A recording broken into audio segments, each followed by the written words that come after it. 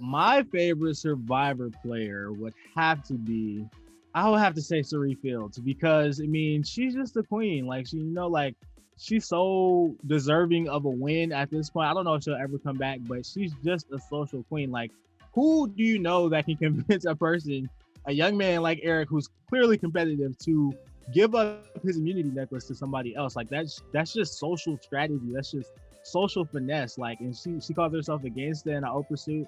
I want to go out there and be a gangster in like a Steve Harvey suit. You know what I'm saying? I want to do a lot of what she did. Of course, my game is going to be a little bit unprecedented because I'm one of a kind. But I love just Suri's ability to be social and strategic and still kind of smile while she's stabbing you in the back. So I love Suri. Suri.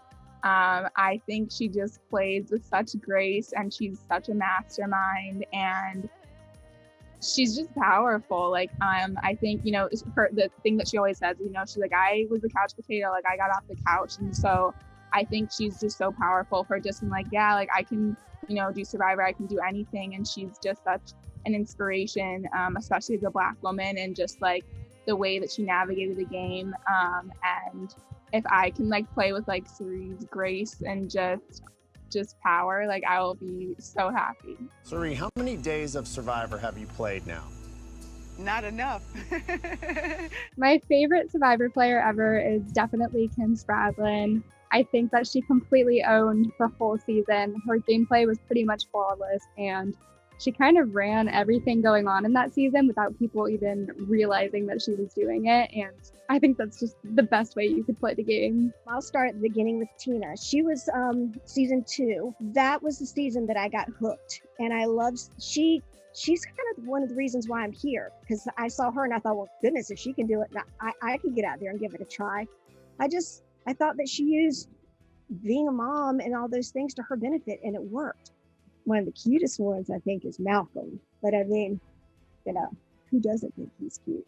So I might be 52 years old and married, but I'm not blind.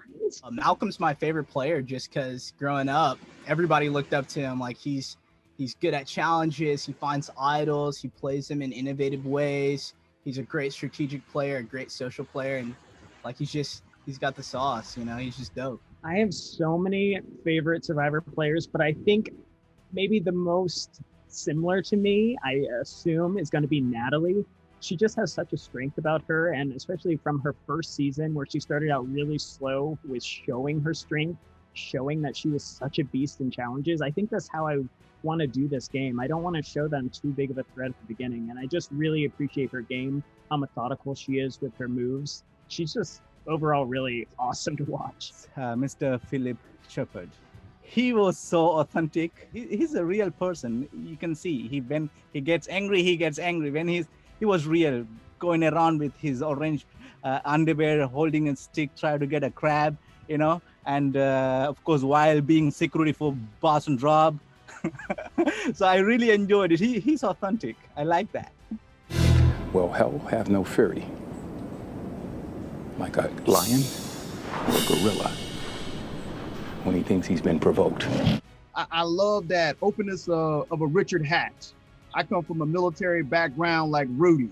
I love that swagger of Boston Rob, but I love that aggression of James. So I'm like a multitude of different type of characters, and that's what I'm gonna bring to the game. My favorite Survivor player is Russell hands down. I have to let the world know because he is unapologetically himself. I love anybody who's himself, even if they're like the biggest brat in the world, the biggest asshole, like Russell. As long as they can own it, I appreciate you. And he was hilarious. If you ain't with me, you against me. Probably a mix between Cass and Russell. The reason for that is because Russell played his heart out. He made relationships. He rotated among those relationships. He did whatever it took in order to stay in the game. Obviously, he had a fault with the social game in the sense that he didn't manage that appropriately, but he was always digging himself out of a hole. He was always reworking his situation, and he never gave up. Cass, she tells it how it is. She gives you the blunt in her confessionals, and that's what I love. Someone that can just shoot straight. Jeremy. It was a tough race between him and Russell Hantz, but Jeremy was able to kind of maneuver and use people as shields to get himself to the end, and then he ended up finding a lot of advantages that pushed them forward in the game. So I'm hoping to do the same. Coach. I love Coach because he's so unapologetically himself.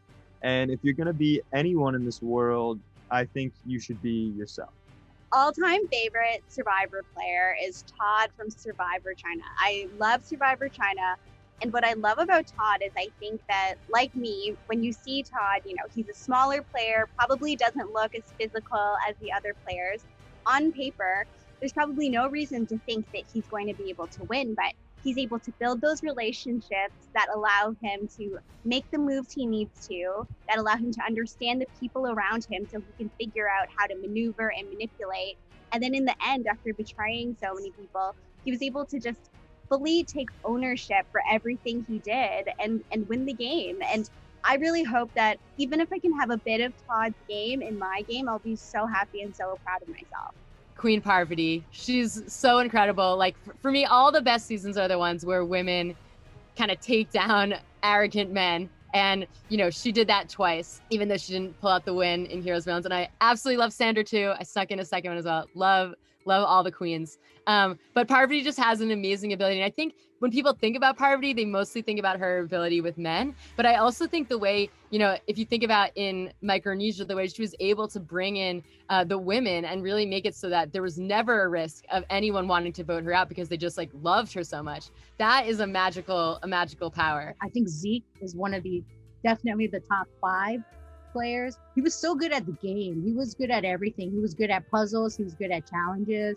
Socially, I mean, people drew rocks for him, like willingly. I really, really loved Adam. And I think because I can relate to him, you know, I was young when I lost my mom to ovarian cancer. I was 15 and I was like 14 when she got sick. And, you know, I saw his pain and that he's young and, you know, how much hurt he was having. And I think I was able to identify with that. So I think on a personal level, I really related to him. So I would say he was one of my favorite players. It's easy. It's Ozzy. I love Ozzy. Man, I love his passion. And fact of the matter is, I am kind of a Johnny-come-lately to Survivor.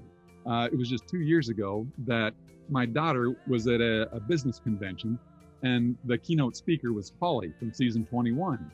And so my daughter came home after that convention and she said, "Dad, I got to meet Holly from Survivor. Why don't we ever watch Survivor?" I'm like, well, because we don't really watch a lot of TV, but we sure can. So we watched season 21 and loved it, right? It's like, I love it. This is a great show.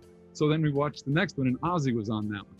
And when Ozzy went through the season and he lost it in kind of a heart-wrenching way, and you could tell his passion was just boiled up inside. And he's like, I love this game, but I didn't quite get it done. And I just saw that and I'm like, oh man, I kind of want what he has right there. Man, that feeling inside, that passion, it just moved me inside. And so right then at the end of the reunion show, Jeff comes on and saying, hey, if you think you got what it takes, send in your audition tape because I'd love to snuff your torch. And I'm like, whoa, this is still a thing, right? Because I'm just watching season 22 out of 40.